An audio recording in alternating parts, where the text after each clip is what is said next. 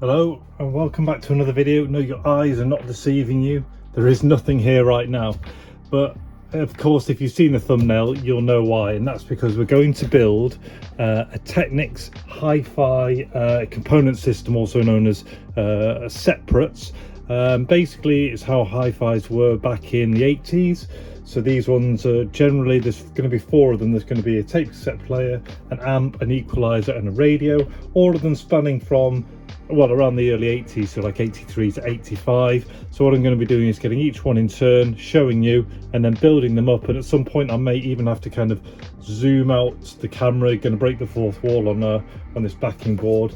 But yeah, we'll build it piece by piece, and hopefully by the end we should have something absolutely epic. So we'll kick off with the first one, the base piece, and that is this one here. So if I pop that down and then just bring you on, there we go. So this first one here we have is the, and I should have already said, if you aren't aware, back in the 80s, if you could afford it, Technics was just the brand to have. It's just spot on. And when you see this one built all together, you know, it just looks different. It's great. And also some hi-fi separates can be really, I mean, they're all big, don't get me wrong, but some can be really ugly and really large. This is actually comparatively like quite a nice small compact unit. It's not very deep at all.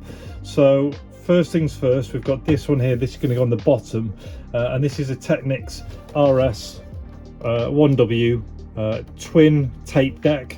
So with dubbing, so on this one you can put in a tape and obviously and record it across to there. You've got Dolby noise reduction, you've got your dubbing on there, you've also got tape speed for high or slow speed dubbing, you've got your adjuster there for a microphone, record mute, all those kind of functions, so that's all good. Now the reason this one goes on the bottom, as you'll start to see with how we build these up, is they have these really clever ways for the stacks. It's called the direct connector. So these can lay flat or you can pop them up, and then they're going to connect each unit rather than a ton of cables all coming around the back. But I will show you. So if you look around the back of this unit, you still do have line in and line out options here in isolation, but these are then going to link the stack. Now the reason this one goes on the bottom is because it has no inputs on there, and we have to build the stack up. So this one will go on the bottom, and then this is a power lead, but what we're basically going to do is waterfall the power leads between all of them, and then only one will take the main supply. Condition wise, there's some scratching on there down through the paint, but the rest of it isn't too bad at all, and you'll hear some playback on a tape, which is fine as well.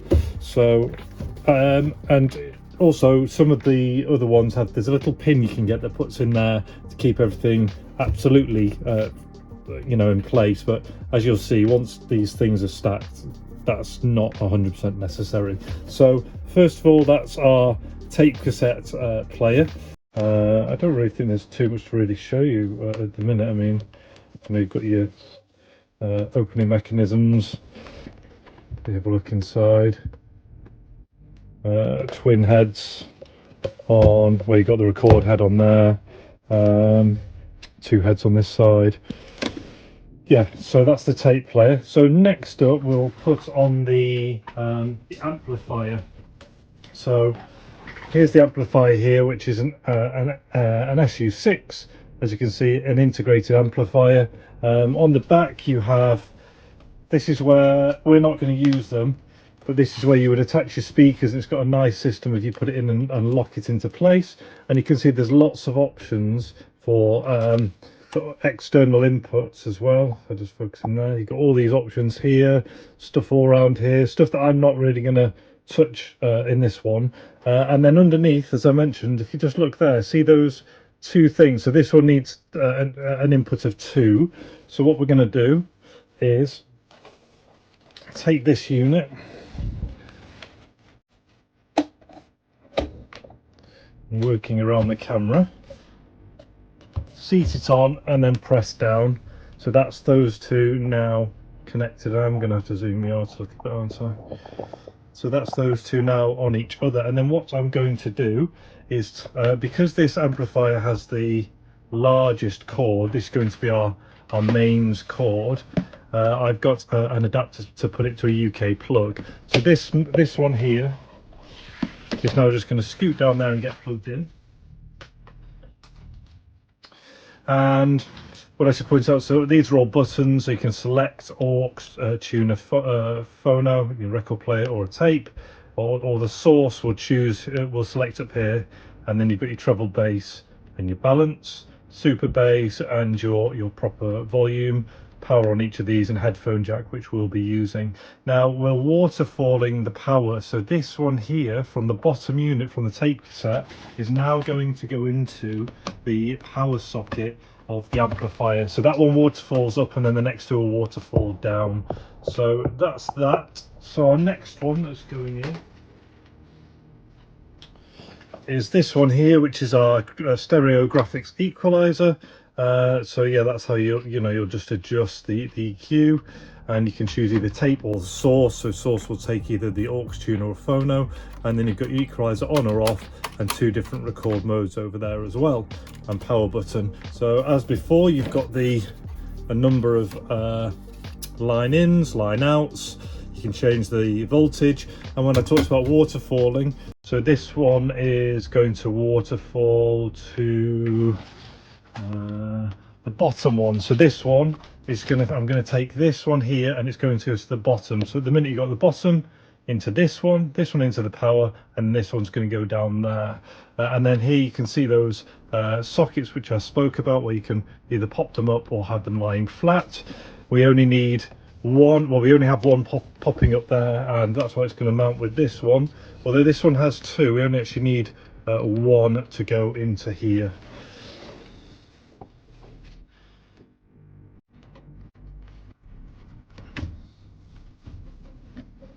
So that goes onto there. Now we're going to do is take this top one and waterfall that power all the way down to the bottom one. So all of them are now sharing the power supply, but in a really neat way at the back. And now our final item that we're going to be putting on is it has to be the final one, and that's why I was having a think bubble, because we have no out option on the top, is this ST8 AM FM tuner. Again, you have your options on the back. So here I've got an FM and an AM aerial, but you've also got the option for a loop aerial. There's other things over there, so it's either, there's AM there and 10 kilohertz step, different options. You've got other things here. And so as before, this one here, so the power from this one is going to be going into the empty socket of the one beneath it, and that will be everything hooked up. And we only need the one of these to go into the one of these.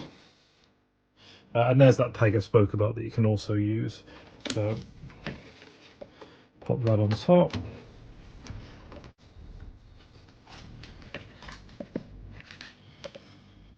Plugging this one into the one beneath. So other than the power just waterfalling between them all, the only other things that we have going on is one of the power lead going to the mains, and an AM FM aerial coming out there. And I'll push this back a little bit to maybe give us a bit more. Hopefully we can get them all in, which we can. That's great. It's about as good as we're going to get. So that's everything now plugged in, so let's power them on. So first of all, we'll power on the top, and we've got the radio coming in. We'll power on the graphics equalizer, powering on the amplifier, and powering on the tape deck as well. And for testing, what I'm going to be doing is, I don't actually have a set of speakers like mains speakers, and so I'm going to be using this Tronsmart speaker, which I've just turned on, and I'm going to be putting that into the headphone jack, and then using that as our speaker. Sit that on the top. Okay, so first things first, if we have a look at the radio, so we've got everything set up, and we're going to choose, so we've already got the radio set there. Down here it's currently set to tape, so if we change this to source, turn that down, turn that. Right, so this is where we're in source, which allows us, as you can see here, it will select either AV, tuner, or phono, or tape. So we're selecting the tuner. I'm going to turn this one down, and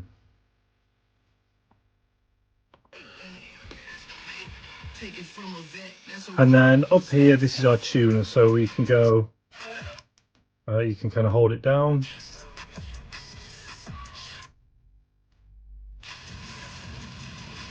Now the signals are not great because we're just working off one of these small ones in the garage, but you get the idea. And you can also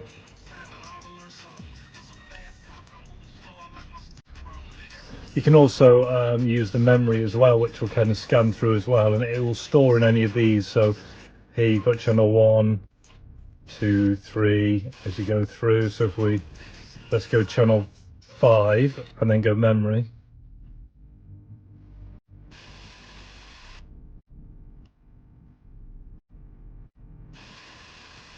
Not picking up much, is it? Just it's picking up something, and then I believe that's putting it. If you hold it down, it goes on to the next one. But you get the idea. You can you can search, and you can save as you'd expect. So let's go back to whatever one was. Now also here, so you've got steps, so it will step kind of just the 0.2 up and down as you're tuning in, as opposed to the larger ones. Now one thing I did find earlier was I wasn't picking up any of the AM, and it's either because I haven't attached the lead properly or just because of the signal. So I'm sure I did hear AM previously, but for the demo I can't pick up a signal at the minute. It could be one of those settings that was on the back as well. I saw something to do with AM, but that's that. So there's our radio playing, and as you saw, using the amplifier, we could just adjust things, but because we've got the EQ on as well,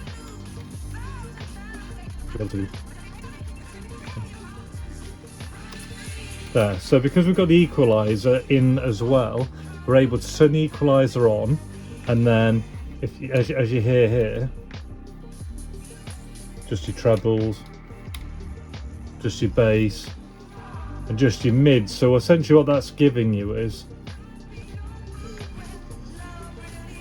more fettling with your sources than just the treble, bass and balance alone. In theory you could remove that and still do the same, but it gives you those extra bits.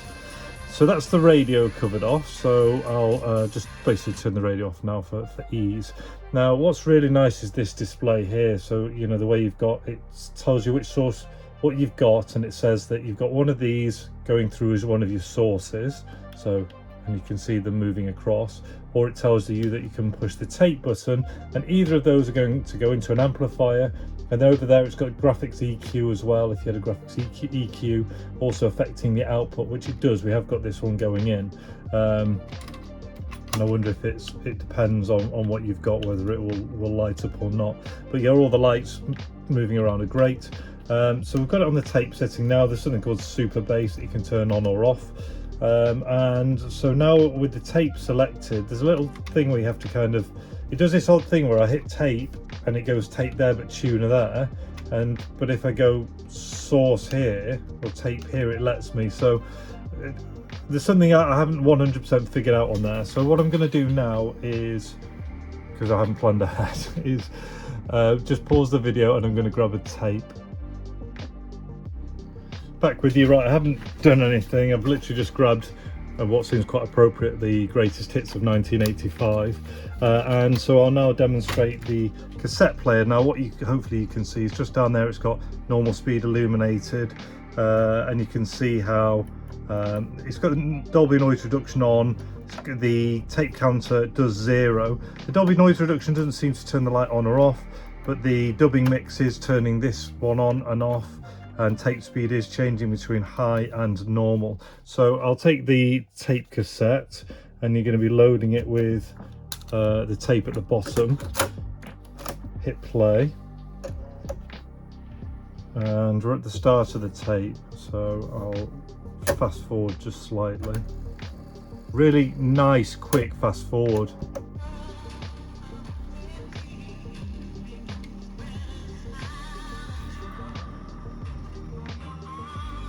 Right, so you can hear that playing now.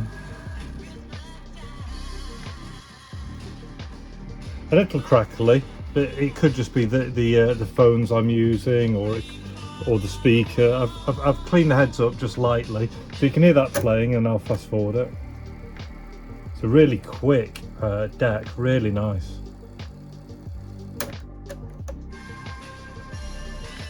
Bit muffly.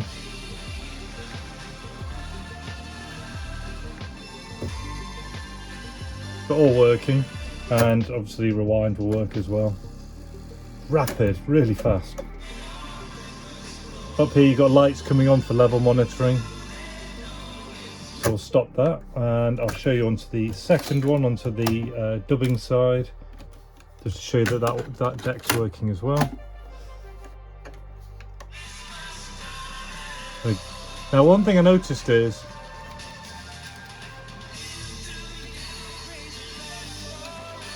I don't think the equalizer is picking up on the tape deck, but this one is. So again, it might just be a case of looping some extra cables behind the back, or the way I've set it up. But this is kind of as good as I can get. So I'm just going to fast forward through here rather than feed the world. What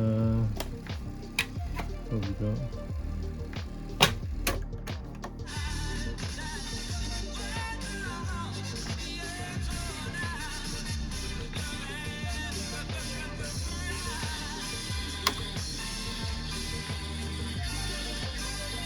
And this is the thing, so I think I want to put this into tape, but when I do tape, this is trying to force it back into the tuner, which is really weird, and I'm not hearing it. So I think there's something just slightly maybe off with the way I've wired it up, because I turn this back to source and then it lets me do tape, but I think there should be a way of working that out. So I'm starting to ramble a little, but a really good, small, compact, high-end, well-known hi-fi component setup of the day. You've got the RS-1W twin tape decks. So you've got tape deck 1, tape deck 2. I think it's supposed to be able to play metal ones as well. You've got dubbing mix. You've got it will monitor the levels. You can record a dubbing speed at normal or high. You've got a mic there, mic levels, all that kind of stuff. You've heard it all play. Next up we had the amplifier. I was just using the headphone jack. It's got options such as super bass, or I didn't really hear.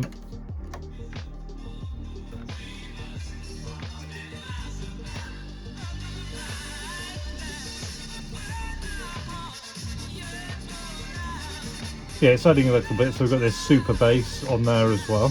And then you've got all these options that just very quickly moves you around, and these, and that was the SU6 stereo integrated amplifier. Above that we've got the equalizer, the graphics equalizer SH-E4, and you saw how this was when I used the radio. So when I put on here and I selected the tuner, you could hear how that is now affecting a little bit more than this. Great song on the radio. And then we had a look at the AM stereo tuner ST-8.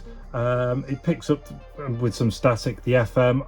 I swear I had AM earlier. I haven't currently got AM for the video, but there you go. Really nice stack. Look great in any kind of retro collection or audiophile type setup. I think that's a lot. So if you did enjoy it, please like, share, comment, subscribe. It really helps me out. And until the next one, all the best. Take care and see you.